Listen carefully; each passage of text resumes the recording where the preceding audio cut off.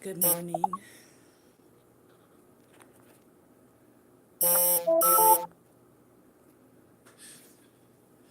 Good morning. Hope everybody is doing well. Good morning. Good morning to you. Good morning. Good morning to you.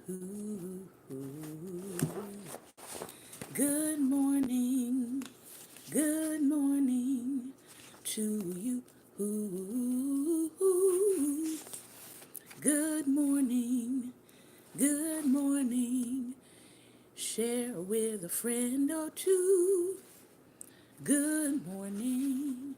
Good morning to you. Oh, good morning. Good morning to you. Good morning and welcome to Daring Dialogues. I'm your host, Shantae Charles. I hope that everybody is having a great and wonderful day. If you can hear me, let me know you can hear me. If you can see me and everything is clear on your side, let me know if you can see and hear me.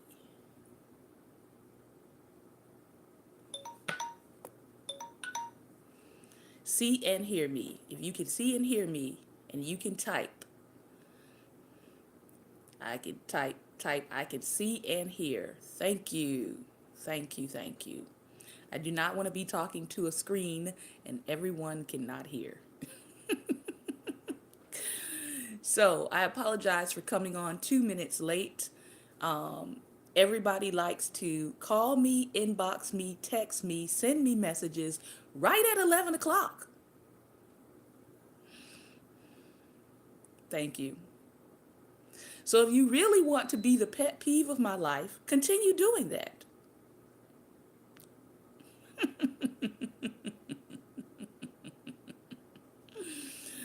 You have from 6 a.m. to literally 10:55 to send me information, and nobody ever does. But at 10:55 to about 11 o'clock, I get about 30 different notifications on my phone. So when I go live and you hear ping, ping, ping, ping, ting, ting, that's everybody inboxing me. This is after I tell people don't do it. They still do it. So I don't know. Some days the human is gonna human. So pray for me. It's Teachable Tuesday. Here's some other teachable things about social media before we go into our Black history for today. Social media. When people tell you don't inbox them chain letters, don't do it because you might find yourself blocked. When people tell you don't tag them with 5, 10, 20, 30, 90 other people, don't do it because you might find yourself blocked. And as much as I love you in real life, those are my pet peeves. And if you keep doing it, that either tells me two things. That tells me you either don't respect my requests, or number two, you don't really come to my page. You're just tagging me on stuff. So if you're just tagging me on stuff and I don't ever hear from you, I'm definitely going to block you. That's all.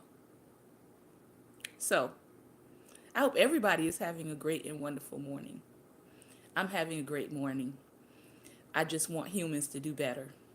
All right? Do better, human beings. Do better. So today we're back and we're talking about a Black History Reader, 101 Questions You Never Thought to Ask by Dr. Claude Anderson. If you are an adult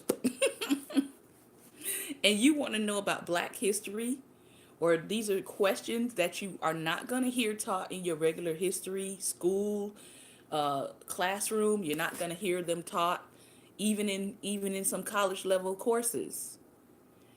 Get this book so you can educate yourself. All right?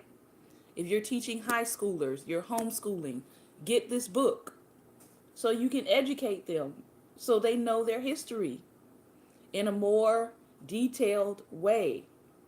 All right? Get this book. We're going to be talking about question number 88 today. Our government has paid reparations to numerous groups. Why won't it pay reparations to Native blacks? Native blacks being the descendants of the enslaved, DOS is what we're called. Why won't they pay it? All right? And then we're going to go to Stamped from the Beginning, The Definitive History of Racist Ideas in America. Another book that if you're a Black American or you are an American who really cares about understanding how this country is literally founded from the roots up in racism, and you really want to understand that so that Black people don't have to keep explaining themselves to you, get this book and read it. Get the book and read it. All right? So we're going to jump in and we're going to continue reading a little bit here out of chapter 5, Stamped from the Beginning, Ibram X. Kendi. All right? And then we're going to stop off in our next chapter in Spare the Kids. I don't argue with my friends online about this, but I still have a lot of friends that believe that if we just beat our children, they're going to do better, when all of the research and data says the exact opposite. They use spare the rod, spoil the child, and that does not mean physically beating your child. That's what this book is about. It's about helping you to understand the data behind abusive practices that you may be engaging in because you think you're doing it for the well-being of your child, when in actuality, it's actually doing more harm. All right? There's data in here, and she's also got several chapters explaining spare the rod, spoil the child, and what it actually means. All right? So we're going to jump in here. And we're on chapter 2, A Love Whooping. Reflections on the Adrian Peter and Baltimore Mom controversies. So these are going to be our hot topics today. I'm going to ask if you would go ahead and share the broadcast. Take one more moment to share it. Share it onto your Twitter. Share it on your Facebook. Share it with a parent before we jump into these topics. All right? And you might want to share it one more time once we get into the subject of Spare the Kids, why whooping children won't save Black America. If whoopings saved Black children from jail, we would not have so many men in jail right now. Just think about it. All right? We say we're beating our children to keep them out of the hands of police officers, but they're still in the hands of police officers. And by the way, my shirt, Breathe, is my tribute to all of the Black lives that have been taken, that have been unable to breathe under the sad fact of over excessive use of force. So, Eric Garner, rest in peace. And all the others, Sandra Bland, rest in peace, and all the others whose lives, whose breath was taken unjustly.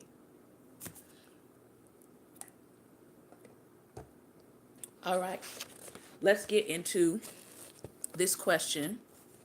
Our government has paid reparations to numerous groups. When Black people start asking for reparations, which we should, from all of these 2020 presidential candidates, one of our first questions need to be, and you can tweet them, all right?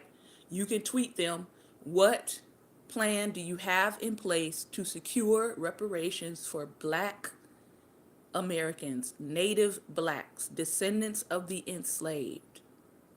Tweet them. All these people making campaign promises, tweet them. What plan, what agenda do you have for securing reparations to Native Blacks for slavery? Don't tell me we can't do it. Don't tell me it's not possible when we're spending trillions of dollars, when we're giving away trillions of dollars to support other nations, but we won't give anything to the native blacks in our own country. I'm not buying it. So what are you doing? Hashtag Tangibles 2020.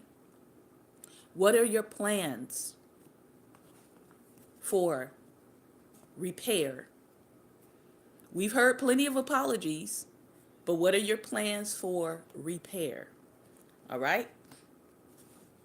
Our national government's operation policy on reparations is to pay it to nearly every nation with which it has engaged in a war of military conflict. In reality, institutionalized slavery was a declaration of war, but the U.S. has yet to pay reparations to blacks. And we're speaking specifically descendants of the enslaved. Perhaps there's a link to the U.S. government. Perhaps there's a link, excuse me. The U.S. government has for centuries provided reparations to Native Indians. Good morning, love. And presently provides annual financial support and reparations to countries throughout the Pacific Islands, the Middle East, and Latin America. So everybody else is getting some sort of repayment, some of them annually, from our government. The U.S. paid $12 billion through the Marshall Plan to Germany in post-World War II reparations, which included rebuilding the country and relocating 300,000 Jewish Holocaust victims to the U.S. It also paid reparations to Japan through the 4-Point Program to rebuild its country after World War II, and it repaid to the Japanese Americans who were imprisoned or interned or falsely held in the U.S. The U.S. paid Mexico reparations after the Mexican-American War. In the fall of 2012, the U.S. even paid reparations to German Jews who had migrated to America after the Holocaust to relieve their current poverty, even though the poverty of those Jews had nothing to do with the U.S. that had provided them refuge in the first place. So we're not asking for something that has not been done for other nations. The U.S. is big on relieving the current poverty of everyone else except native black people. That is problematic. That is a crying shame as a nation, that we would go around and lift the burden from everyone else but the people whose are the descendants of those who literally built the nation. That's shameful. There's no going around that. Clearly, it is not that white Americans are opposed to reparations. They are opposed, many of them are opposed to reparations for black Americans. Most whites came to America after slavery, and they came to the country expressly to receive the preferences, the rights, and other economic benefits available to them as this new term, white people. Because before that term, everybody was considered by their ethnos. There were the Polish, there were the Czechoslovakian, there were the Swedish, there were the Norwegians and the Denmarks or the Danes. There were the Irish and the Italians and the Sicilians, more specifically. All right. There were the Germans. Who am I forgetting? The Russians. All right. When they first came over here, everybody was going by their particular ethnos. But then they consolidated under one title, white. All right. Now that they are consolidated under that one terminology, white, Claude Anderson says, Many have little inclination to share the benefits they enjoy that came from slavery and Jim Crow semi slavery. Those deeply held attitudes have been consistent from slavery through today. According to the exclusive point taken Morris poll released in May 2016, 81% of white Americans, listen, so when we talk about not all white people, too many, 81% of white Americans oppose reparations for black descendants of slaves, of the enslaved. Yet, a United Nations report released on September 27, 2016, asserted that the U.S. owes reparations to Black America for past and continuing harm for racism. See, what people don't understand is when these reports come out, and you know how God judges the nations, how he's going to judge the nations, these reports are going to be stacked up against the United States. And the question is going to come, you knew to do right.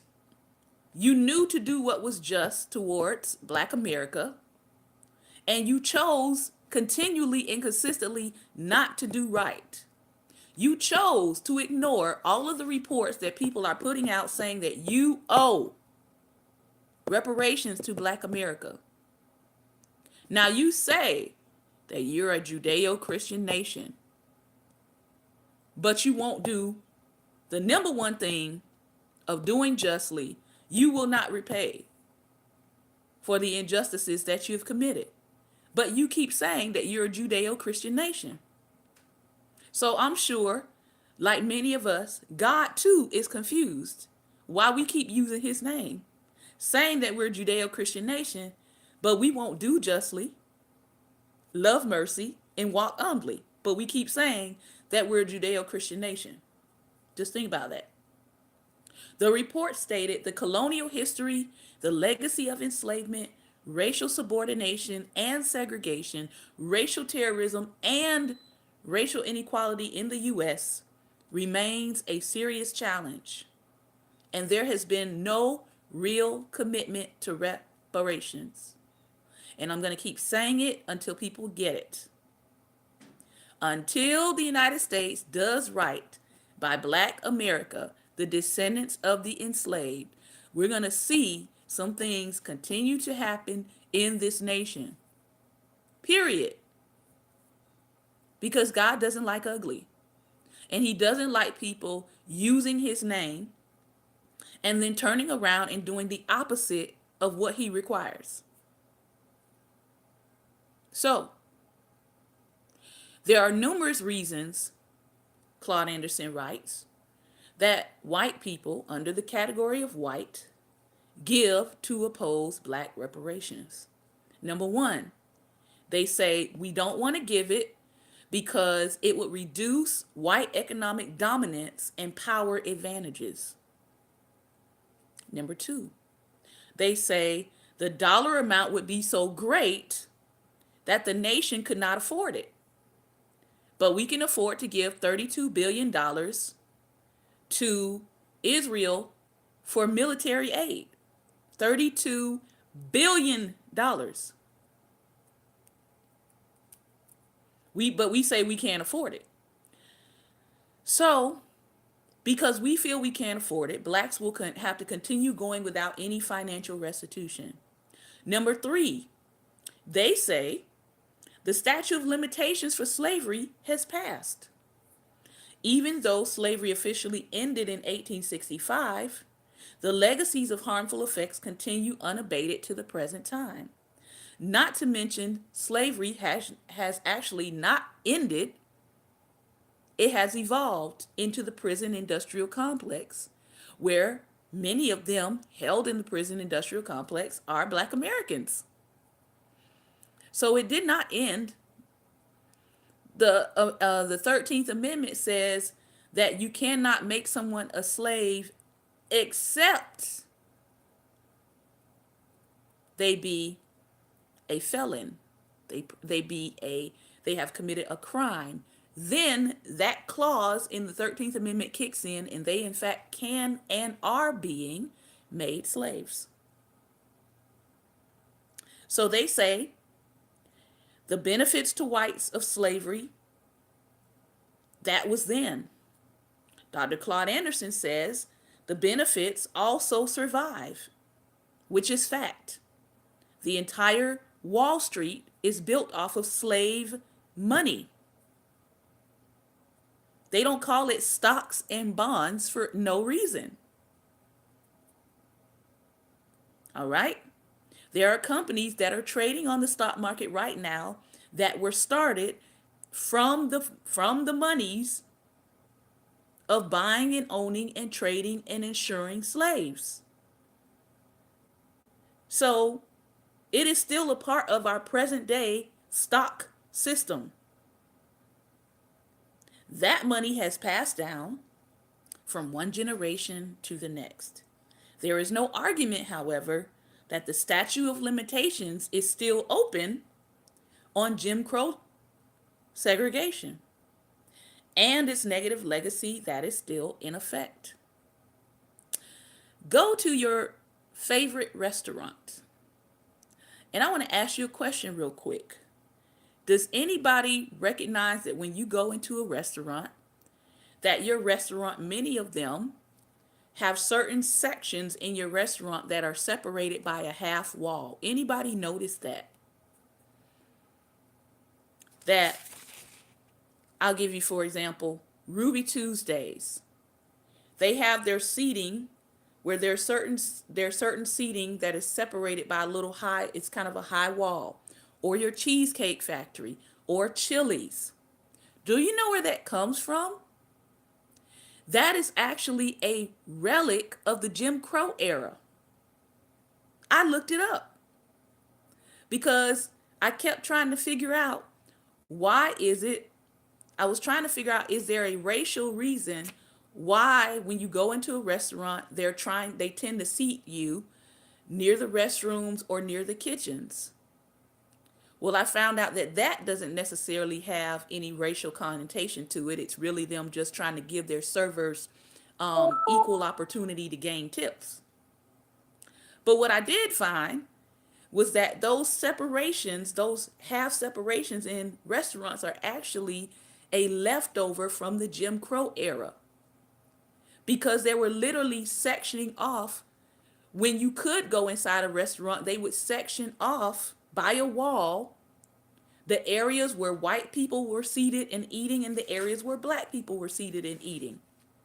So even in our current restaurant, even in the design of the current restaurants, Jim Crow still has an imprint. The legacy is still in effect. You may not know that just off the top of your head, but the legacy is still there. It's still imprinted. All right.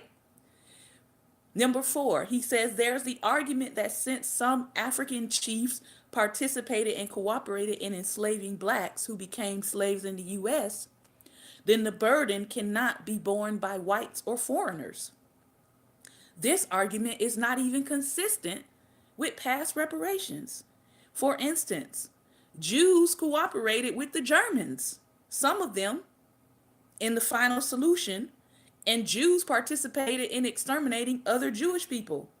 However, they have consistently received reparations, despite the acts of some members of their own group. Any reparations movement should also hold African nations accountable for their role in supplying black African bodies for slavery in America. So yes, the African diaspora is opening up, and they're saying, we welcome you home, we welcome you home. And they're holding ceremonies for us. And they're saying, we want you to come back to Africa. My question is, outside of the colorful parade, where are the reparations? Some people may think that this is harsh, but it's this reality. Everybody wants to apologize empty-handed. Hello? Native blacks should seek reparations from African countries, whether in the form of monetary resources, land resources, or mineral resources, and then use those resources to form partnerships between the two groups to begin to build vertically integrated industries to elevate people of African descent around the world. Now, if Black Americans start asking Africans for resources, I want to see if that same welcome is going to stay in place.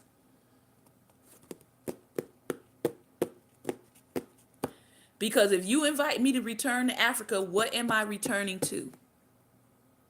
What am I returning to? Inquiring minds want to know.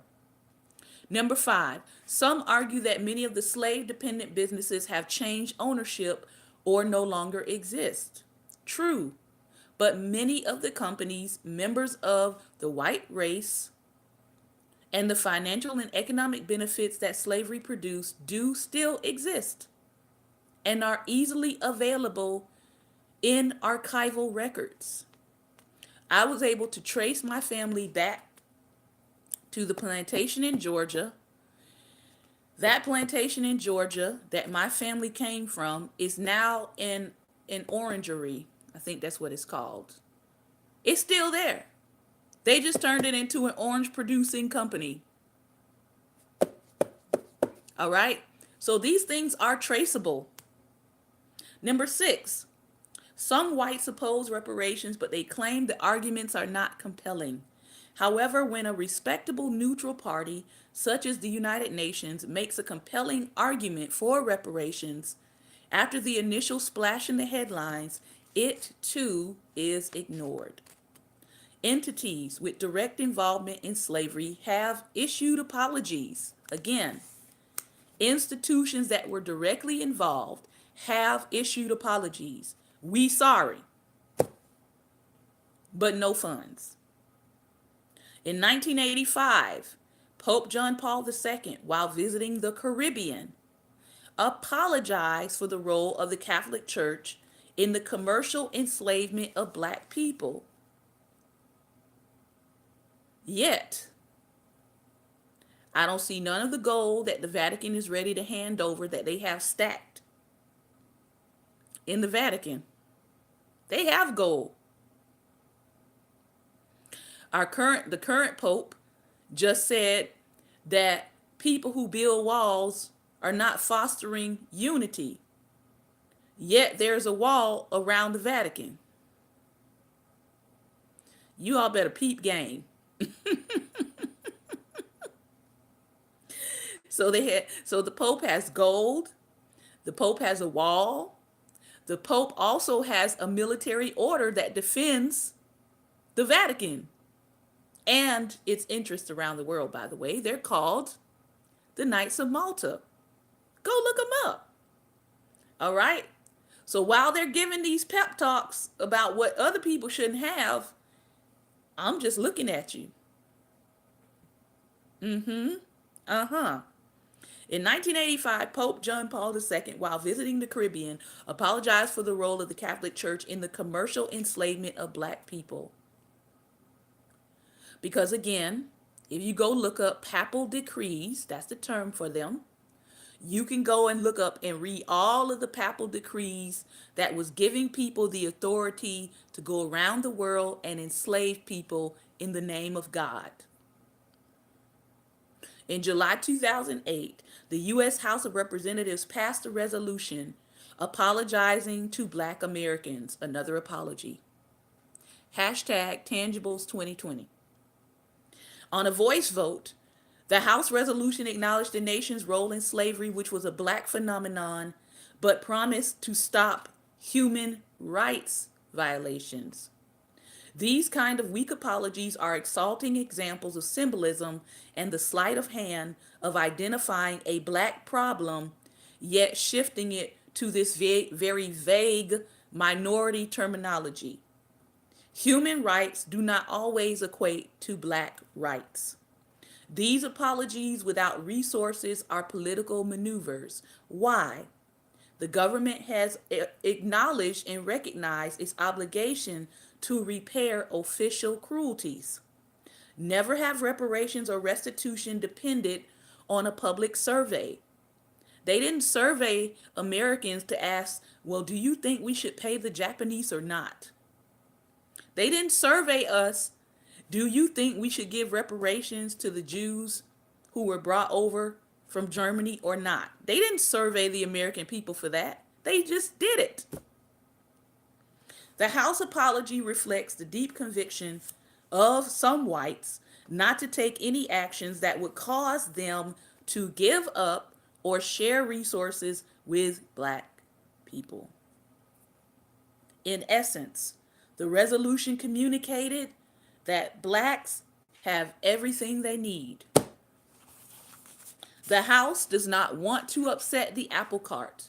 It is sorry for the circumstance of black people, and it promises to go and sin no more, but as for actually doing repair by black people, no. The U.S. should pay black reparations. The greater the time lapse between slavery, Jim Crow, and the current times, the more difficult it becomes to link historical events with current suffering. And they know this. So you can keep on sending House resolution bills, because there's actually a House resolution bill for them to study the effects of reparations. Do you know they will not even pass a bill yet to study the effects of reparations? Because, hey, if we don't study it, then we don't actually have to look at the specific costs. And if we don't look at the specific costs, then we can just keep saying, oh, it's going to cost too much. But guess what? God is not mocked. He's not mocked by the deflections. He's not mocked by the procrastination. He's not mocked. Today's social ills on view among blacks are directly related to forced pathologies imposed on them by generations of quote unquote whites. And the theft of what should have been assets in the black column. Federal, state, and local governments that authorize and actively use their powers to maintain black slavery are still in existence, and you are still complicit. You are still guilty in the eyes of God. Period. So you can run from it, you can hide from it, you can say, oh, that doesn't matter, you can deflect, you can do all of that, but in the eyes of God, the record still stands. And I don't think that America has yet associated some of the things that have come on our nation with our refusal to do right by Native black people. An apology with no funding does absolutely nothing to help some 44 million black people who are still stuck at the bottom of the economic ladder because the wealth that would have lifted them was never given to them. So, I know I gave you all a lot of homework, but just go read. Google, does the Vatican have a wall? Google, what is the military order of the Vatican? Google, does the Vatican have gold? And read for yourself. I'm not telling you anything that cannot be looked up and read about for yourself. Google papal decrees, Papaldecrees. All right, chapter 5, and we're going to keep it moving. We are reading from Stamped from the Beginning, The Definitive History of Racist Ideas in America. We talked about how in early America, in colonial America, the colonists started getting upset at the king at the time who was treating them like slaves. Go figure. They had slaves, but they started to rebel when they saw that their king was treating them in essence like the people that they themselves were enslaving. So they began to rebel against taxes, against policies that they felt was enslaving them, against their treatment. They began to rebel. And there was a brother, supposedly either an escaped slave or a freedman. History is a little unclear about him, but he became the first American to die, and his name was Crispus Attucks. There was a skirmish between the colonists that were kind of protesting and the British Army at the time, and the British Army fired into a crowd, and Crispus Attucks, the first American black, died in that skirmish. So you had people like Cotton Mather who were trying to bring some peace and some social order to what was happening at the time. All right. Again, this is before the Declaration of Independence that we're reading about. And they're talking about how every man was governing himself at the time, and they either wanted the king to come and agree to their demands and kind of restore order, or they wanted the preachers and the governors to kind of be in charge of restoring order. So we're going to continue reading from this point. The Declaration of Gentlemen and Merchants, most likely written by Cotton Mather himself, resemble another declaration by another prominent intellectual down in Virginia a century later. In the 6th article of 12, the writer declared, "The people of New England were all slaves, and the only difference between them and slaves is their not being bought and sold." So they had enough common sense to know that they were being treated in an unjust manner while they were yet treating others in an unjust manner. In unifying New Englanders, Mather tried to redirect the resistance of commoners from local elites to the British masters. And in actuality, Mather saw more differences between Puritans and slaves, if his other published words were any indication. Mather had built on Richard Baxter's theological race concept at the time that the souls of African people were equal to those of the Puritans. Their souls were white and good, but their bodies could still be enslaved. Mather wrote of all humans having an unblemished white soul, the same year that John Locke declared all unblemished minds to be white. Robert Boyle and Isaac Newton had already popularized light as white. Because language is important here. So why is light characterized as white? Because it's supposed to bring illumination. Michelangelo had already painted the original Adam and God as both being white in the Vatican's Sistine Chapel. Now imagine what would happen if somebody said, we need to go and repaint Michelangelo's Adam and God accurately. Imagine the chaos and the outrage that would ensue. And for all these white men, whiteness symbolized beauty, a trope taken up by one of the first popular novels by an English woman. Published in 1688, Aphra Behn's Orinoco, or The Royal Slave, was the first English novel to repeatedly use terms like white men, white people, and Negro. Set in the Dutch South American colony of Suriname, Orinoco is the story of the enslavement and resistance of a young English woman and her husband, Orinoco, an African prince. Orinoco's beautiful, agreeable, and handsome physical features looked more European than African. His nose was rising and Roman instead of African and flat. This is taken from the book. And his behavior was more civilized according to the European mode than any other had been. This is what this woman writes in her book.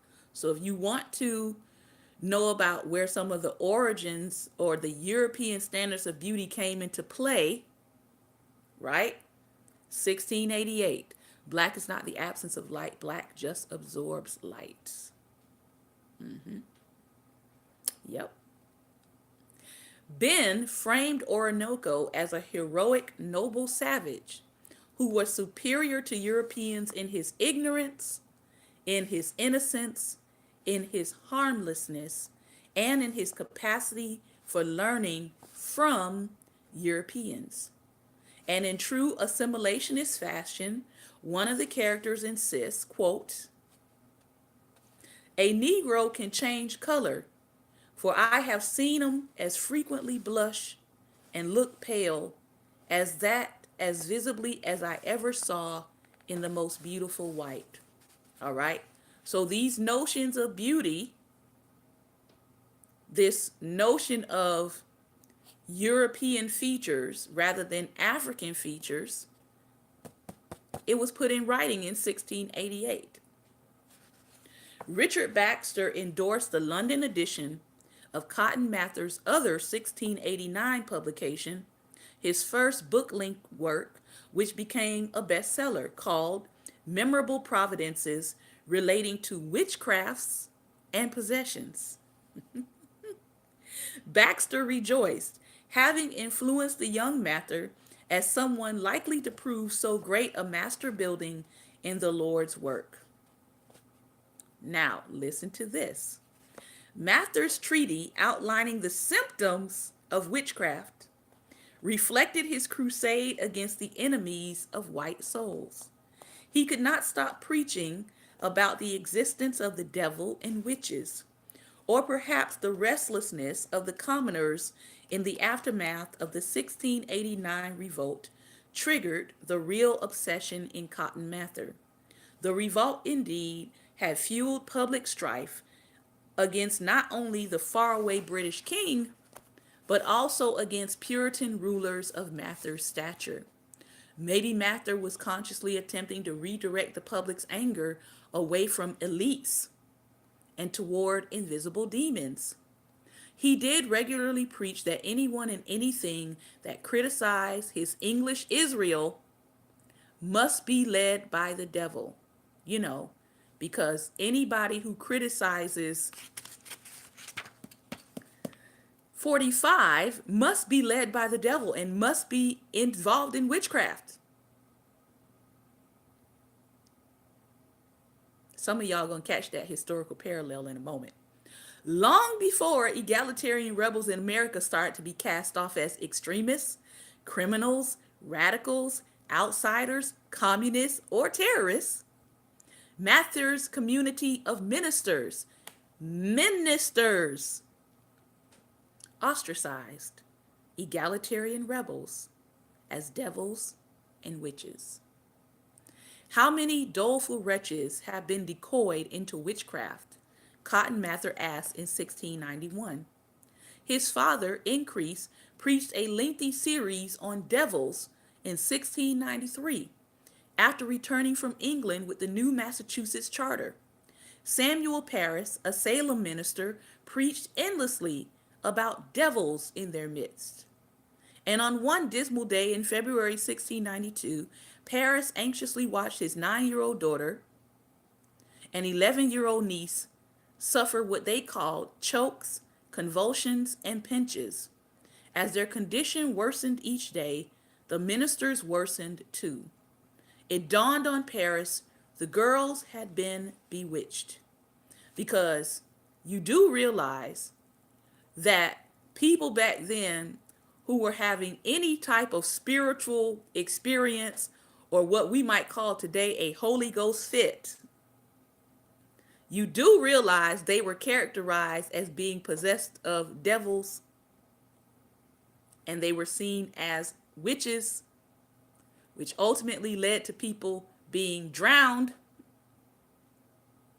and killed because people demonized their spiritual experience.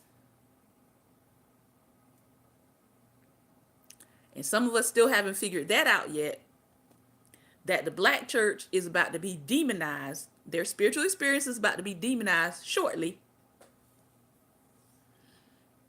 And anybody who doesn't agree with what's going down, you're going to be labeled by a community of ministers. History repeating itself right before our eyes. While prayers rose up like kites in Salem and nearby towns, the Salem witch hunt began. What was the Salem witch hunt about? It was about demonizing people who were not going along with a particular political program at the time. And if you were not down with this political program that ministers were also connected to, those ministers began to demonize people. As he said, they began to preach whole series on witchcraft, on Jezebel, on marine spirits, on demons. All right. They began to indoctrinate people with this doctrine. And then they began to point people out that they said fit the doctrine that they had already started preaching. Just want to help you to understand how persecution begins and how it happens. So they could have never really gotten to the place of dragging people out of their homes and drowning women and calling them witches. They could have not gotten to that point had it not been for the preachers at that time beginning with teaching this whole doctrine based on their own ideology, based on their own mindset about who didn't agree with them. They started using scripture and preaching a whole series on devils. Because I have to preach you into a frenzy on devils before I start identifying to you people that I consider devils. So then you will go along with what I've told you about them, and you will join me in demonizing them, and then you will kill them and say that you're doing God a favor. And we're asking, what does this nation have to repent for? We still ain't figured it out yet. So, the Salem witch hunt began. The number of afflicted and accused began to spread over the next few months, swelling into a public uproar and turning public attention away from what was happening politically to attacking religious strife. Good God, we are repeating history. So while all of this stuff is going on over here politically, the preachers who are in cahoots with what was happening politically during that time use religious strife to deflect and draw attention away from what was happening on the political side that they were in cahoots with.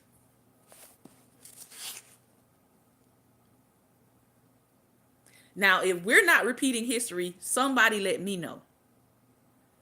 And in nearly every instance of the Salem witch hunt, the devil who was preying upon the innocent white Puritans was described as black. One Puritan accuser described the devil as a little black bearded man. Another saw a black thing of a considerable bigness. You can't make this stuff up, people. A black thing jumped in one man's window. The body was like that of a monkey, the observer added. So these black devils are hopping around Salem. Somebody is loosing black devils on the community. They're loosing these black, evil, monkey-like devils on the white, pure, innocent Puritans, and we must stop it. The observer added, the feet like a cock's, but the face much like a man's. Since the devil represented criminality, and since criminals in New England were said to be the devil's operatives, the Salem witch hunt ascribed a black face to criminality. You want to understand why the black face is ascribed to criminality? You can thank the Puritans. An ascription that remains to this day. See, this is the stuff people don't want to talk about, but we got to talk about it. We have to talk about it. Because to this day, I was afraid.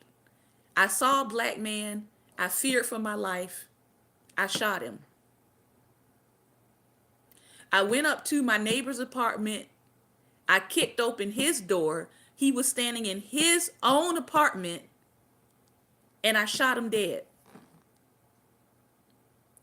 Ideologies have real life consequences. Cotton Mather's friends, Cotton Mather the preacher, his friends were appointed the judges, including merchant John Richards, who had just officiated at Mather's wedding. In a letter to Richards on May 31st, 1692, Mathers expressed his support for capital punishment. So now your friend is the judge. You write to him expressing that capital punishment needs to be implemented. The Richards court executed Bridget Bishop on June 10th, the first of more than 20 accused witches to die. We're going to come back next week and we're going to continue talking about the Salem witch trials and these black devils that was apparently running around Massachusetts. Know thy history. Lastly, I'm going to spend our last 8 minutes introducing a love whooping, which ironically ties into everything we just read. Reflections on the Adrian Peterson and Baltimore mom controversies. Whooping. We do that all the time. Raise your hand if you ever received a whooping. Raise your hand if you received more than one whooping. Put some hearts on the screen if you understand what a whooping is.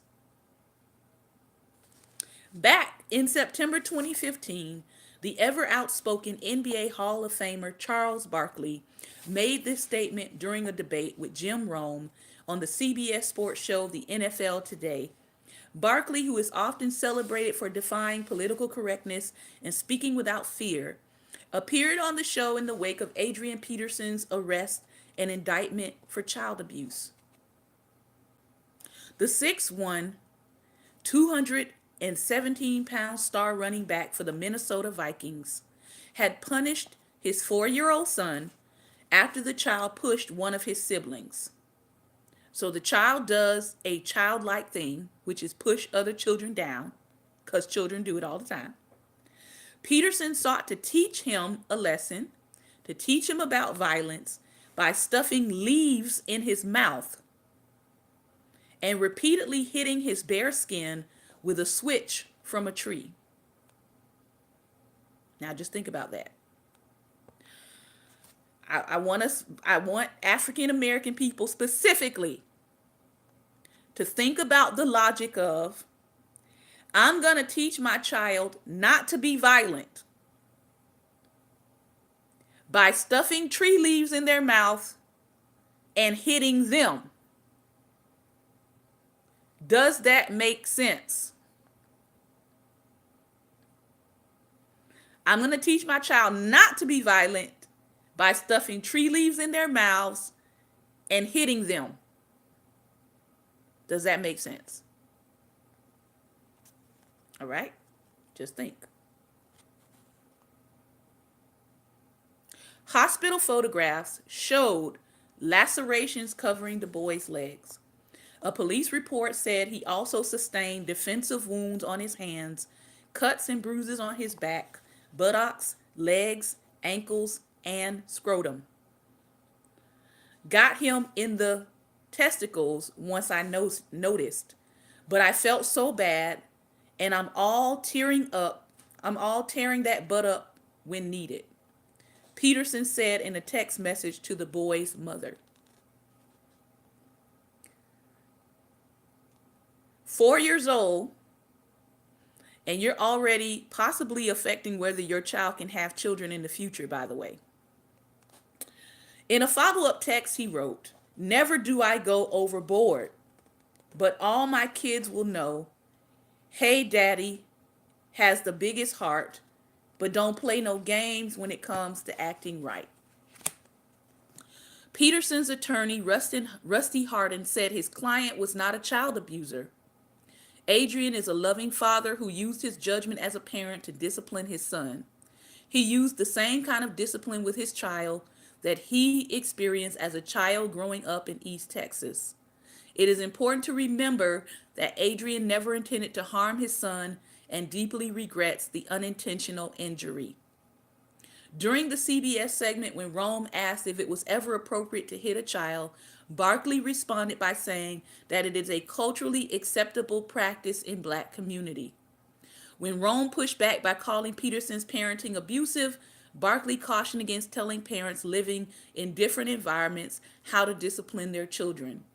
He then suggested that if whooping children became illegal, then every Black parent in my neighborhood in the South would be in trouble or in jail under those circumstances. Let's be real. Barkley is absolutely right. His comments represent a routine understanding of how to discipline children inside the Black community.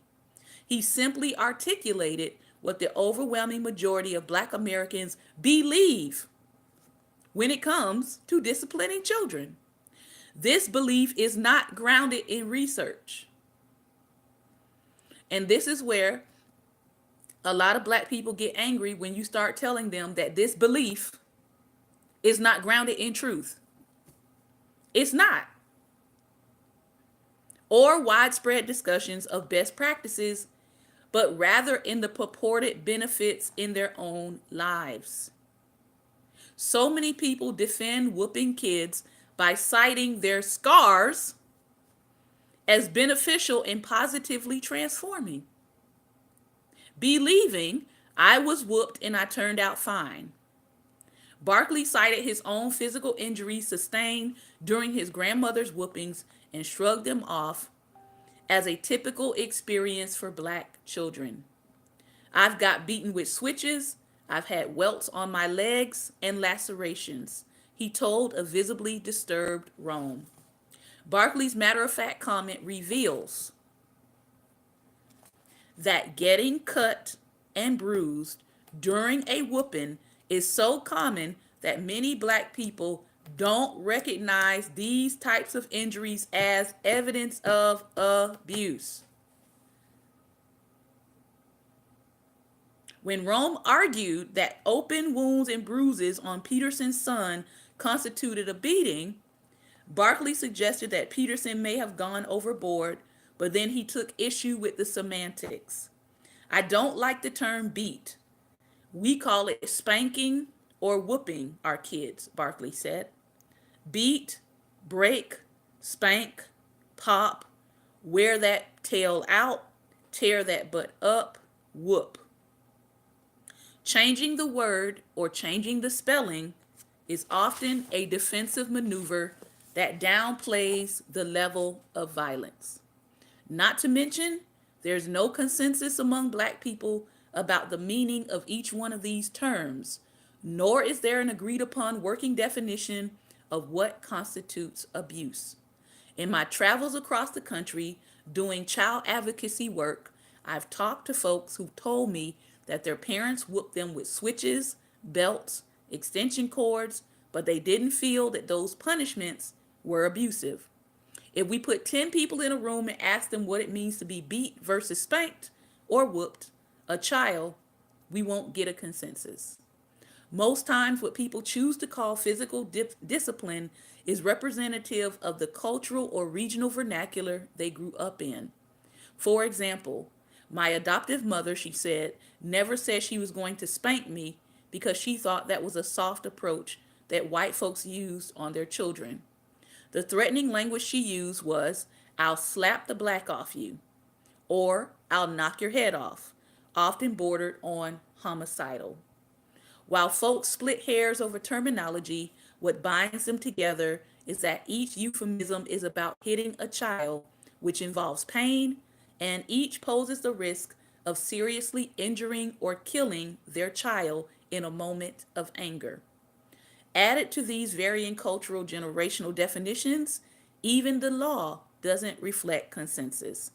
The legal line distinguishing physical discipline from child abuse actually varies widely from state to state, with no clear across the board definition. So, when we come back next week, Lord willing, we're going to be talking about clear across the board definitions, what the law actually defines as whooping, and we're going to continue this conversation. Listen, I want to thank you for your time and attention. Thank you for listening. This has been another episode of Daring Dialogues, and I'm your host, Shantae Charles. We are always challenging you to grow in your thinking, in your understanding, in your belief system. And some of the things you may have believed, you may have to unlearn. That's a part of the growth and development process of being a human being. Remember, light is the most daring opposition to darkness, so please go out today and be light. If you are in the path of that coming storm, and if you are in below zero temperatures, please stay warm.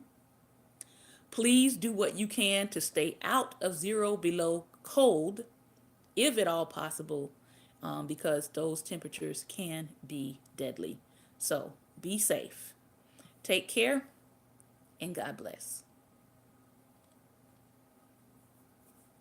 To subscribe to Daring Dialogues, if you would like to be a monthly supporter, go to patreon.com/Daring Dialogues and join the conversation.